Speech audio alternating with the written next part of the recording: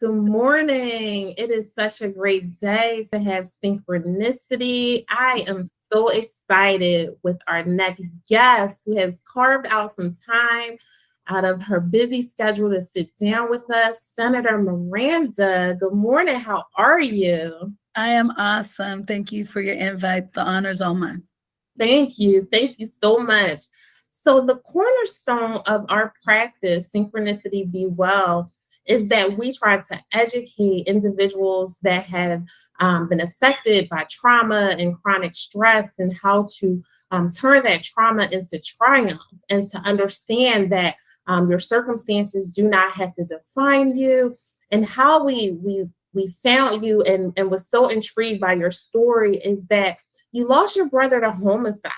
And that was the springboard. That pain was the springboard that got you into public service. So when I said that, when I seen that, I was like, yes, we have to get her on the couch. And here you are. So could you start off by just telling us about that story, about your story? Well, yeah. So thank you for honoring my brother Michael. Like many Black women or Black people from inner city communities, I'm currently the senator of the Second Suffolk District, which are neighborhoods in the city of Boston. Born and raised in Boston. Kind of did everything my family told me I was supposed to do, go to college, in high school, do everything, get good grades. And I always believed that I was going to go far in life, but did not know that I would get into politics. I didn't have a desire. I didn't see anybody that looked like me. I didn't see anybody that had my similar story. My mom was a teen immigrant mom. She's West African, and she dropped out of high school to have me. We grew up in Roxbury, Bobby Brown's Roxbury. I heard you're a Philly girl, so Yeah. very similar to any inner city community in any city up and down the East Coast. Roxbury was no different. And I triumphed a lot. I went through a lot of personal challenges. My father was not in my life, was incarcerated, then deported. And so by the time I got to where I'm at now, 5 years ago, I had pretty much settled in a really good life. I was executive director of a youth nonprofit. I always loved youth and community work. I could have did anything after going to Wellesley, but I was like, I want to go back to Roxbury. I want to go back to my hood and let girls know that you could go through all those things that I mentioned a few minutes ago and you can still be okay and you can achieve your dreams. And in August of 2017, my brother Michael went to a Boston nightclub and never came home. And that like forever changed me. I think the first thing I want to say to people is that like, I'd lost people my whole life. Like I lost my first friend to gun violence when I was 18. And I didn't really know how to process that. But after spending 20 years of my life working to help people, help family, save other people's kids, as a youth worker and an executive director, there was this shame and stigma around Michael's death that I couldn't shake, right? That was like, I couldn't even save my little brother. And it ate at me. It ate at me for months. And then I was in this new job, and 3 months later, the person who had my then job said to me, I'm going to run for something else, and I'm a state rep. Have you ever thought about running? And I said, nah, like people like me don't do politics, And, I had all these like things about my life story that I was like, are they going to talk about my brother? Are they going to talk about my father? Are they going to talk about my mother? Like, am I too hood? Am I too, all these things to be in office? And they said, like I was asked like 7 times, and I said, no, hell no, absolutely not. I said no in different languages. And then, a young man from my neighborhood was the last person to ask me. And he was like, you're the perfect person for this job, because I think the State House needs to see people who are so committed to community and been through some things that can change the conversation. So Michael's death really inspired me to want more, to want better. to want to help other families, because at that moment when Michael died, I was a very resourced person. Mhm. I could find help. And what I kept thinking about in those 3 months after Michael's death was, what about the families who can't? Mhm. What about the people who can't? What about the people who haven't had an opportunity um, to get healed, you know? Mhm. And so that was my path. I ran, I took a class on, like, a boot camp on how to run for office. I'm a Delta. I called my sorors and they were like, "We with you all the way." I was like, "I don't know what I'm doing, but this is the goal, you know, the 5th of 2000 and never is today." That's Um, right. and they helped me, and I won in a 5-way race. I set a record in the number of people that went out to vote for me, the hometown girl in the district. And I won on a night that Massachusetts made history. Then Congresswoman Ayanna Pressley, another Yes. state rep here in Boston, won, who's Black woman. And then DA Rachel Rollins, who's now our US attorney, also ran. And what I think was dope about that night is we won 4 Black women in Massachusetts. And I like to thank my brother Michael, because he pushed me. His death was so profound in my life that it made me want to be different. It wanted Mhm. me to expand, you know, like, and I was like, I prayed to God so many nights, and I was like, "God, just tell me what you want me to do. You know, how do I serve my family? How do I serve his children? How do I serve his partners? How do I serve our community? Because this gun violence is taking too many people." And, you know, that call came, the race came, and now I'm sitting here 5 years later as a new senator running. I've ran for office 3 times, and now I have more responsibility. So thank you for asking that question, because I think so many times we don't know how much pain can go into power. I like to say trials into triumph. Um, Yes. that, you know, when we hood girls, you know, we're used to being resilient and having grit. But when we use that to our purpose, you know, it's like divine intervention. So Yeah, definitely. So in love with that message, right? And just so humbled that you answered the call. So even in your moments of grief and your time of sorrow and kind of questioning, knew that there was something bigger, right? And knew that something had to be done and kind of answered that call. And here in Philadelphia, we suffer from gun violence, and it's just overwhelming. Right. And so the fact that you were able to turn that trauma into triumph, we are just humbled to have you in your and fighting for all of us. So that is amazing. So amazing. So, Senator, we see that you have made an impact on so many social issues. Please share some of them with us. So a lot of times folks ask me, you know, like, what is a whole senator and what do we do? And so I quickly want to say that state senators, everyone has them. Everyone has a state rep as well. It depends on the different legislatures, how many senators they are and how many reps are in the state. But in Massachusetts, there are 160 representatives and there are 40 senators. And we do 4 main functions. We pass laws, amend laws, things like that. We get money from our state budget and we give it to our districts. We do something called constituent services, which is someone who lives in your community. Here in Massachusetts, we have 180,000 people per Senate district. And those people will call us and be like, or email us and be like, "Senator Liz, I need help with unemployment," or "Senator Liz, I've also faced the worst days of my life. My child was killed by gun violence. How can you help me?" Or something little like, "I need an RMV appointment." So all Mhm. those things are very important to help the people of your district. But the last one is, I actually think, the most important, which is that you have a platform to champion causes. Mhm. So I'm well known in Massachusetts for working on police reform. We saw the tragic death of Tyree Nichols.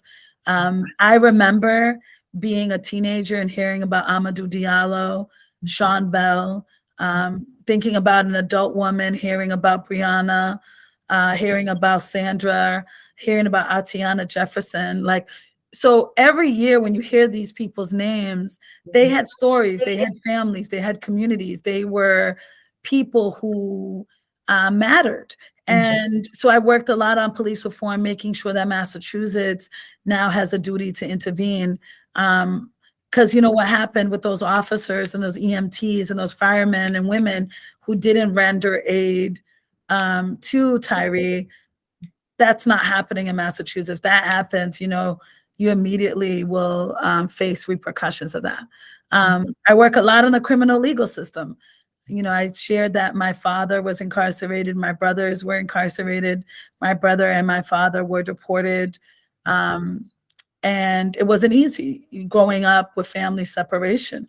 And so I work a lot on issues of the DLC, the Department of Correction here. In Massachusetts, we send juveniles and Black people 8 times more to jail than white people. And we make up 20 to 25% of the population if you add Blacks and Latinos.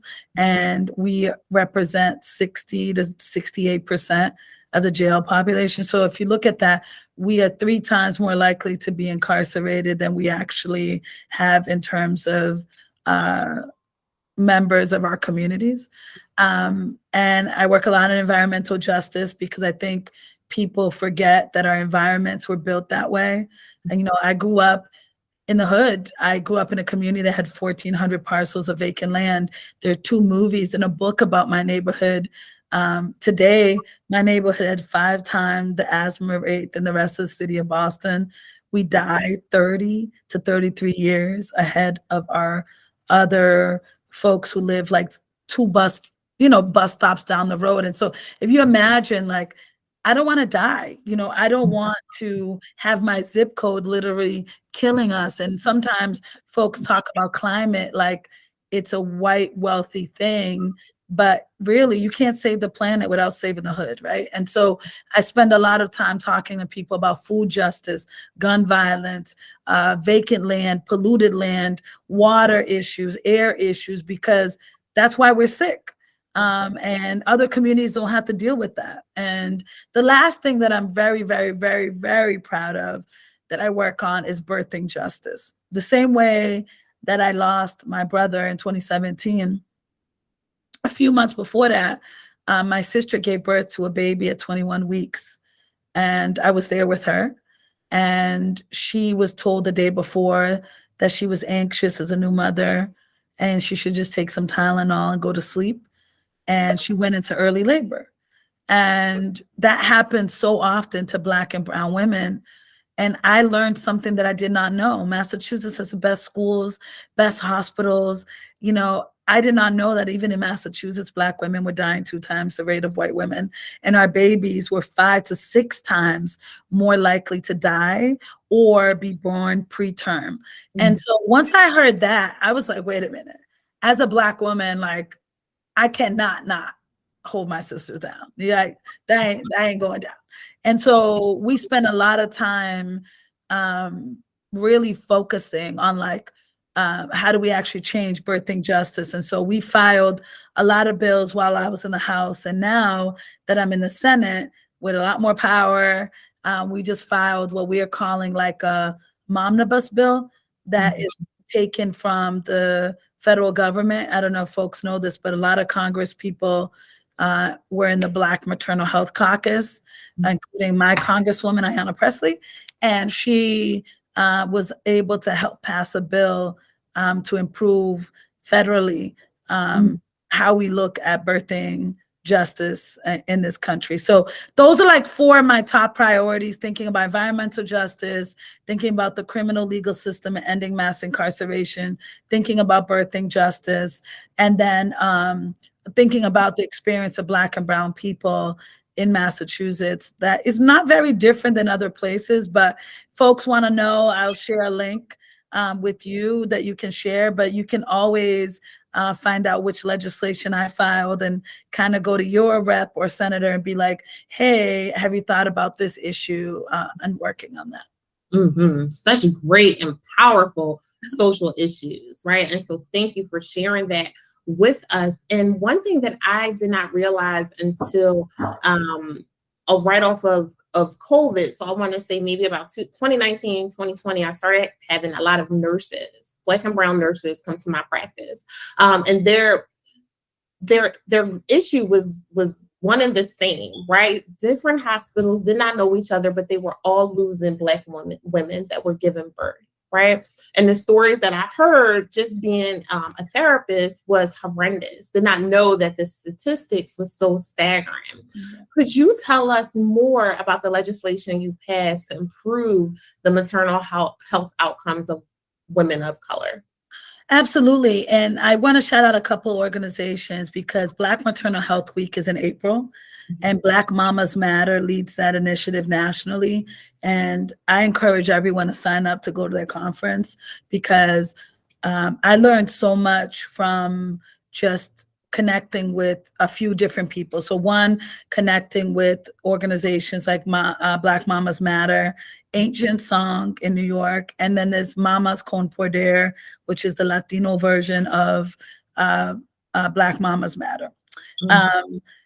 The second thing I did was that I found people in my community. I didn't know that these Black survivors existed. I didn't know there was so many Black doctors, Black nurses, Black midwives, Black doulas in Massachusetts that also were worried about the issue. When you talk about Black nurses, I started to learn that there was already a community here. So my first bill that I passed, which I recommend for many state houses, I don't know how they work, but we allow commissions and task force in Massachusetts. And I was like, we need to really study this issue, right? And I don't think we can study it without Black and brown people leading that. And so I created a commission that really came from women who had gone through severe mortality or morbidity. So there were two women here in Massachusetts that went to NARAL, which is now Repro Equity Now, which is a reproductive justice organization. And they said they went to the health commission. They were like, yo, I almost died giving birth twice. And one woman didn't die, but she gave birth to a baby at 39 weeks that didn't survive. And through their pain, right, they lobbied people to say, hey, we need a bill, we need a commission, we need a way to study this in Massachusetts, because Massachusetts doesn't think it has a problem. You know, like in so many issues, we think we're the golden state. And we think like we were the first, first colony. We're out here. We're like, oh, don't bother us, we think that we have it all figured out because we have some of the best institutions, but we didn't. And so we passed in 2020 a maternal inequities commission that was 95% Black. And so it had people who lost loved ones to issues around maternal morbidity. One woman lost her sister and then had her 3 kids live with her, including the baby that survived. Another person with lived experience was the husband of a woman that almost died twice giving birth as a Black woman. The third woman had lost her child. So people with lived experience really mattered. And then the rest of the commission were thought leaders. And we worked for a year to come up with a report. And the report was filed. I'll also put that in the chat or send it to you because the report isn't like an end all be all, but it's a really good guiding light to how I was able to file my current bill that I'm currently working through, because the report gave recommendations, listening sessions all across Massachusetts, and thousands of people, came and gave testimony from different areas of the state. And we were able to compile some recommendations that I then filed. So I feel like you shouldn't, as a legislator, I don't like to file things without my community. And I like to file things that I don't know the most about.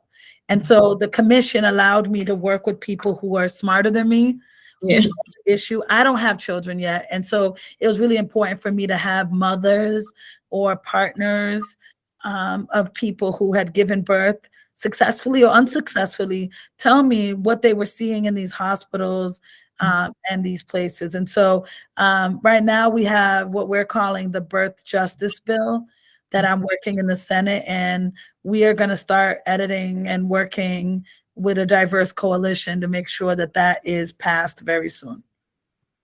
Amazing work and really good information. I will make sure that I have all of this pinned. Just to shift gears a little bit. So As a daughter of West African immigrants, Yeah. could you speak on the stigma of mental illness in our community? Oh my God. I could do a whole session on this. I think because Black women are tired.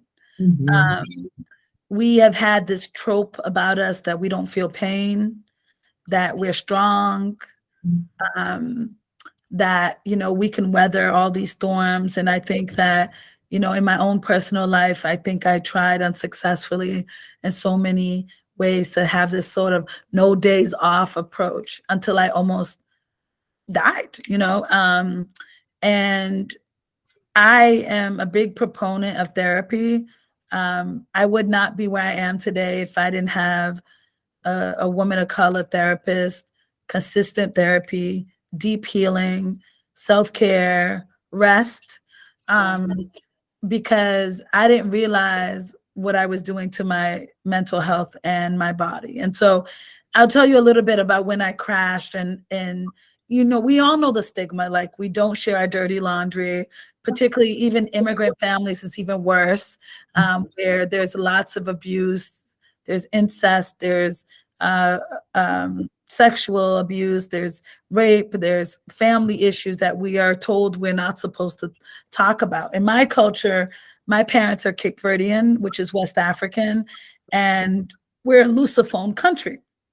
So because of slavery digging up Africa, Cape Verde was one of the countries that was forced to speak Portuguese, and because of the Africans not fully being integrated, they created their own pidgin language, which we call Creole. And there's different Creole across the world in the global universe. There's a Creole, French Creole in Haiti. There's Papiamento and Curacao.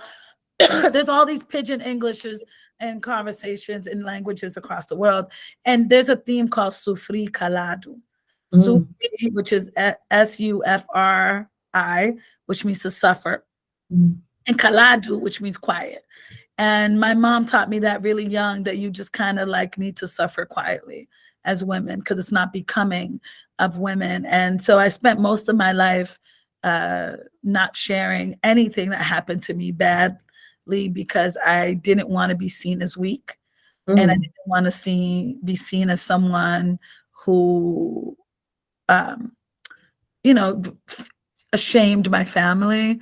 And I knew that my mom had things in her life, but she didn't want to talk about it as much. And so I I was different, after I remember I was sick in my second term. And I don't know if I was just trying to prove, like being a Black woman in elected office here in Massachusetts at the time, there were only 4 of us.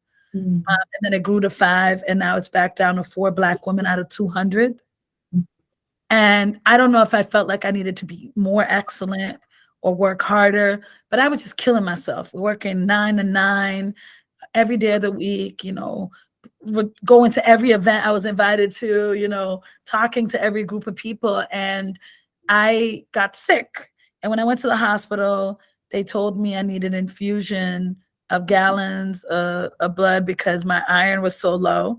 I Mm. had an ovarian cyst. I had something in my colon called diverticulitis, and I was barely able to get up, and that's when I decided that I was going to save myself because Black women couldn't continue to be a shield and a target. I went through severe harassment. I had a stalker. I had someone who was using the online space to cyberbully me.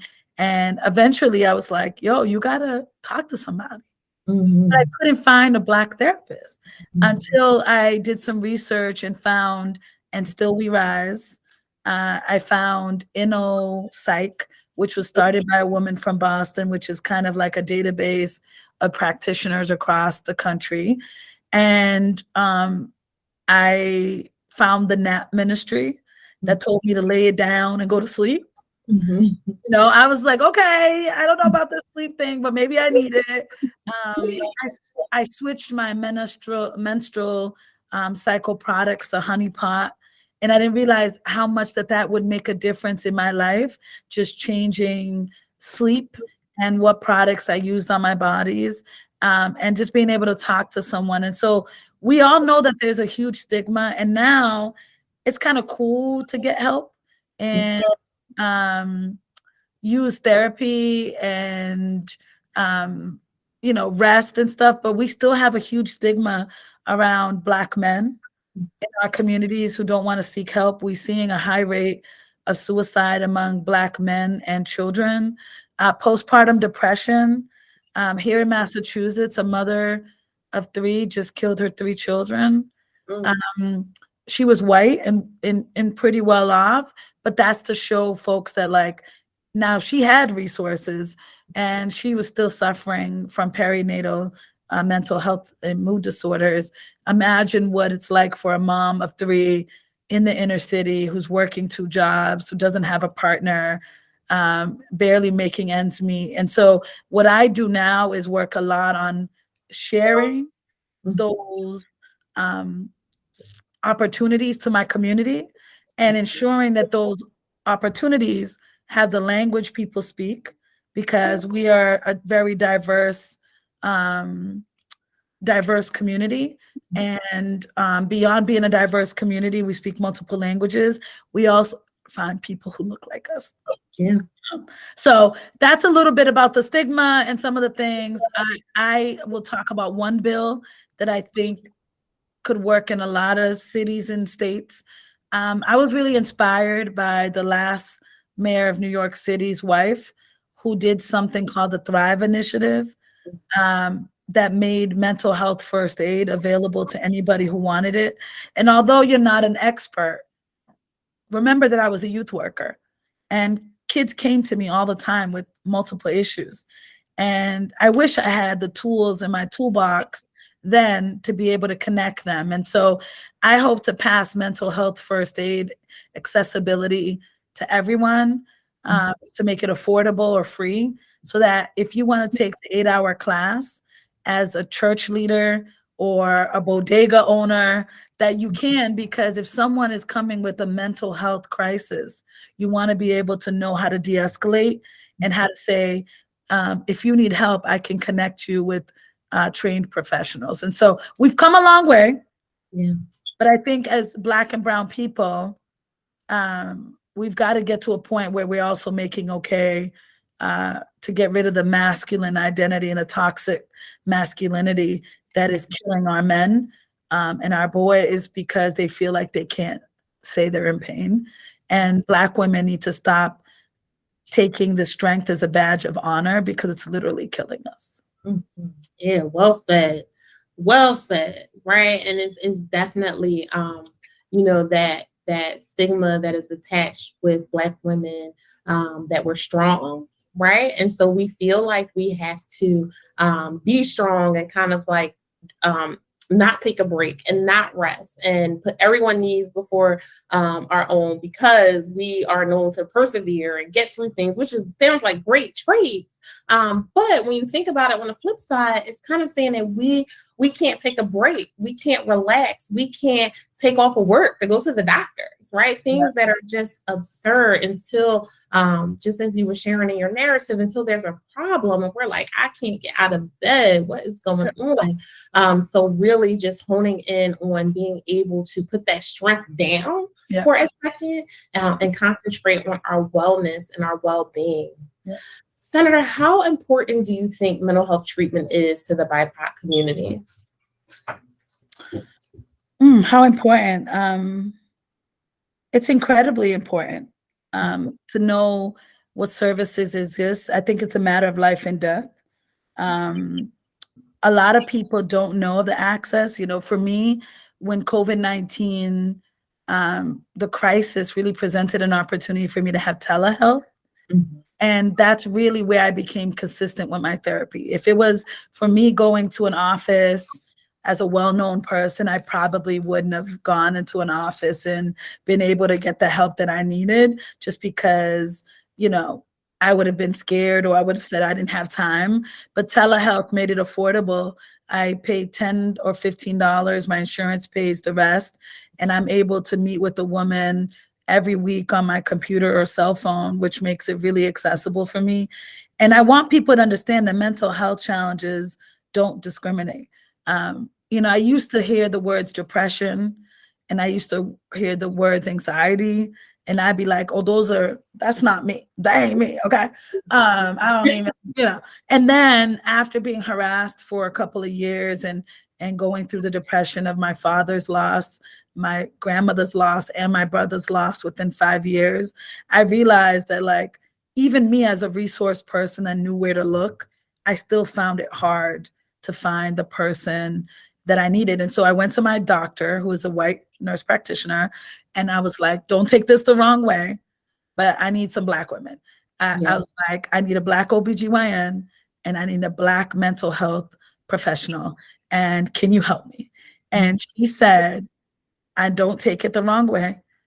She's like, actually, one of my clients works for this organization called And Still We Rise, and they're right across the street, and they're all BIPOC and non-traditional communities. Even folks in the LGBTQIA community can find therapists in their catalog. And I was like, is this God? Watch God. Okay, God, thank you. And so I was able to connect in that way. And I just have a little bit about facts that, I always study the data when I'm making decisions. And so they have literally shown that 1 in 5 Americans will have a mental illness in any given year. And it's the leading cause of disability in the United States is mental illness. And it's a disability people can't see.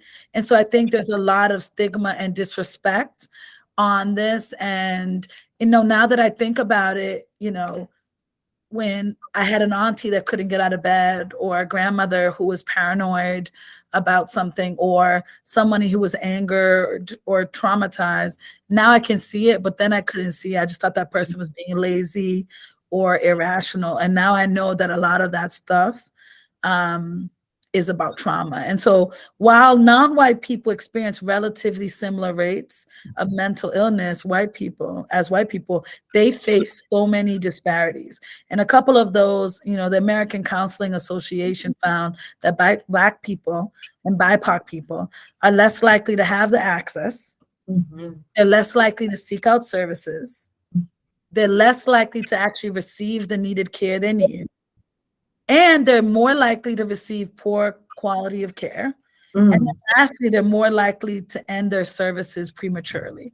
So when you're not fully healed for whatever reason, whether it's transportation, your job, being able to afford, being able to have, like, we have Mass Health in Massachusetts. And if your provider doesn't get Mass Health, then what do you do? Like, you can't find a provider in the network or someone that will take you because you can't afford to pay. My friends who are therapists in Massachusetts, some of them take free clients, and they're struggling because they know this person needs help, but they wish that they didn't have to deal with that. They wish that they could have been able to support their careers and provide help. And something that's really near and dear to my heart, and I'll say this because they're not throwaway people. I have a sibling who faced a lot of challenges in the criminal legal system. And I say the criminal legal system because I don't think there's anything just, but there's an overrepresentation of people suffering from mental health disorders in our system, and there's like a system in this country that associates race with criminality. And, we're less likely to get a second or third chance. And I think about my brother because at 17 years old, he stole a car with his friends and did a joyride. Now, he had a car of his own, but, boys will be boys. And he didn't get a slap on the wrist or a fine. He was sent to jail and sent to adult jail. And he's now out at 44. But from 17 years old to 43, because he just got out, he's been in and out of jail for a year, 4 years, and his longest stint was 8 years. That had deep, deep impact not only on himself, but his 4 children. And it struck me that when I go visit some of the brothers that are incarcerated, and this is something, if there's anybody who is an elected official who listens to this, usually the system of incarceration is in the care and custody of the legislature. And that means that you have access to visit the jails in your commonwealth or your state. And I've used that opportunity to visit not only my brother, but other people that are incarcerated from my district, and just to go see with my eyes how they're getting services. And many people are not getting services. And according to statistics on here, almost 50% of those who are incarcerated struggle with their mental health. That's what statistics say. But I'm going to say 100%, because there's nothing easy about that. And, you know, instead of getting help for mental health, they're put in jail. Instead of getting help for substance abuse disorder, they're put in jail. And so jail is not a therapeutic place, no matter how you define it. And so for me, you can't fix everything. And so I urge folks to do the one thing that they know they can do. And so the one thing that I know that I can do is share places and people and things to help my people cope. And I know that I care a lot about the incarcerated and returning citizen population, because it's in my family, it's in my neighborhood. And so I focus a lot on that. And I also focus a lot on postpartum depression, because I care a lot about birthing justice. Now, I offer 3 different things because I get paid to do this job that I love about representing people. But everyday people should think about one thing, like, you know, do you get trained on first aid? Do you go to therapy? Do you recommend therapy and help someone in your family or friend group get that therapy? Really good, powerful words. And just piggybacking off of what you were informing us of, as a provider who used to work in the jail, I would have to say that 100% of the individuals that were in there had some type of severe mental disorder, and the jails became the new hospital. Right. And just because someone has SMI, they should not be getting treatment from a correctional facility. Right. And it's just so disheartening because you see a lot of different individuals that's there that look just like me. Right. That looks just like my brother, looks just like my son. And this is where they're getting their care. Right. And so it just seems like it's a forgotten population. I think people have this energy, like, get what you can get. And like, that is one of the biggest harms to our society, because you're saying you're a place that rehabs people. And 80% of people who go to jail come back out. So if they're coming back out without good services, they come back more injured, more bruised, more broken than they went in there, because you're not. And, you know, to your point, like, I went to see the mental health services in our DOC. They have a contract, like many jails, these big contracts with these big providers. And almost every single one of the therapists were white women. And almost every single one of the young people who were in that facility were Black or Latino or Asian or Indigenous. Like, and I was like, what is this? Like, you know, not to say that you can't understand, but like, I think that if I was a therapist and a young person came up to me, I could really understand. You know, I grew up in a very similar environment and could share, like, you know, these are the things that you're facing that you may not be able to put a word to it. Because I feel like a lot of the people that reach out to me is we don't know how to describe what we're going through, because we've been hiding and living with stigma our whole lives to be able to talk about it, you know? Yeah, definitely. Senator, you are spending all of this time pouring into this population, pouring into all of these important issues, just giving so much of yourself. Tell us, what stress reduction techniques do you currently utilize that you would like to share? So I talked about therapy. I journal. I meditate. Now I've learned to take days off and binge watch bad TV, you know, or good TV, because right now there's a lot of good TV, like Your Honor. I'm watching Godfather of Harlem. I'm watching BMF, of course, you know.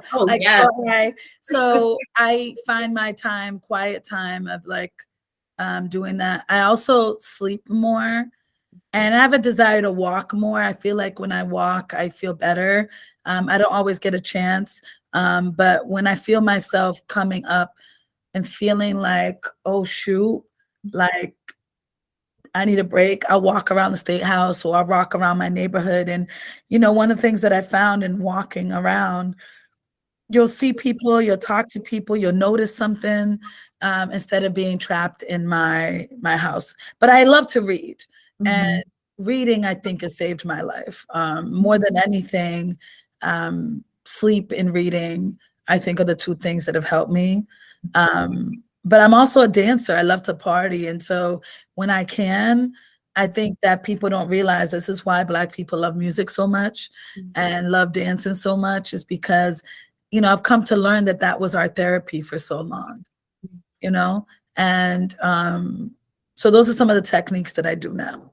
Yeah, amazing. Really, really good. Senator, you shared so much of yourself with us today and gave us so much good information and so many different things to kind of think about and take to our legislation as well. What else? What haven't you shared with us that you would like to leave us with this morning? I think a couple of points. One is that our lives are political, and although our communities haven't always included us and paid attention to us, I want folks to know that there isn't a part of our lives that isn't affected by what happens in state houses. And so I encourage everyone to Google who is their state rep or state senator, and shoot them an email or make a call and say, I live in your district, and I care about XYZ, and I would love to have coffee with you or figure this out. Because being 4 out of 200, we get a lot of people from our district, but we also get a lot of people from our communities, other communities who just see us as Black people, and they don't even reach out to their senator. They reach out to us because it's so important for them to get that support. So everything is political, and everyone has a representative or a state senator, regardless if you live in Harrisburg, Pennsylvania, or you live in Roxbury, Massachusetts. So just know those two things. The third thing I want folks to know is that we're human. I've gone through a whole lot of stuff to get here. I've survived a whole lot of stuff. I'm still surviving. And just offer grace to people, and show humanity to even people who are in leadership positions, because sometimes we don't know what they're going through as well. I've done a lot to share my truths, but it comes with the cost to share about my brother's violent homicide, my other brother's incarceration, my father's deportation, sharing about childhood abuse that I may or may not suffered, because I want people to know that I've gone through similar things, but it does come to a cost of us who are in this work, about how we're looked at, how we're seen. And so, build relationships. And the last thing I want folks to know is, if we are not well, none of the other stuff that we're working on matters. Here in Massachusetts, we have a high cost of living. And a lot of people talk about home ownership and housing affordability. No one's going to be able to get a good job to be able to buy a home if they're struggling mentally and emotionally, because a lot of times that also affects you physically. And if people are not well, our communities are not well, particularly if Black women are not well. And Black women have been the bedrock of our democracy. There hasn't been one movement that hasn't been led by women or young people or Black people in this country for freedom. And that's toxic, that's exhausting. And so we have to understand that, we need to make sure we invest in our people being well. And that's how I share why I want to spend more money on mental health. Our kids are struggling. Our seniors are struggling. They were isolated for 2 years. Our kids, had remote learning, and many of them didn't have computer or internet access. Many of them were in homes that they didn't want to be in. And the idea that they were forced to be in spaces that they weren't connected to community really affected them. So I just want folks to know that I love my community. I love my people. I think that folks that get elected, if they don't love you and they don't see you as their daily motivation, you should elect other people. Yes. Okay, that's I'm final. Period. Period. Point blank. Period. Thank you No so problem. much. So much. I'm so humbled that you carved time out today to spend your morning with us and to drop some gems on us. I'm gonna make sure all this information is pinned under this video. We had the state senator of 2nd Suffolk here with us today. My wish for you, my goal for you is to continue to be brave, be magical, and above all else, be well. Thank you, Senator Miranda. I love that. I like that. Have a good one. Thank you. Take care.